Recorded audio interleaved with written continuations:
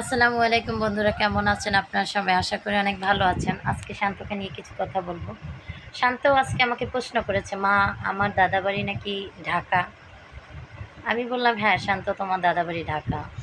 শান্ত বলতেছে, আমার দাদা নাকি একজন মুক্তিযোদ্ধা। হ্যাঁ, তোমার দাদা মুক্তিযোদ্ধা। ওর দাদার নাম তোজাম্মেল মুক্তিযোদ্ধা কমান্ডার। তার বাড়ি হয়েছে মোহাম্মদপুরে, সরুদ্দি হাসপাতালের সামনে, হুমায়ুন রোডে। ওর দাদা কখনোই ওকে পরিচয় দেয় না। কেন দেয় না? ও প্রতিবন্ধী। প্রতিবন্ধীকে কেউ পরিচয় দিতে চায় না।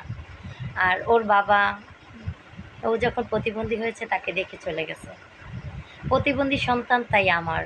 আর যদি সুস্থ সন্তান হতো তাহলে সেটা ওর বাবার হতো। আজকে ওর দাদাও পরিচয় দিত, দাদিও কোলে নিত, সবাই ওকে পরিচয় দিত। কিন্তু ও প্রতিবন্ধী দেখে ওকে কেউ পরিচয় দেয় না। দিনের পর দিন বাবা মার কাছে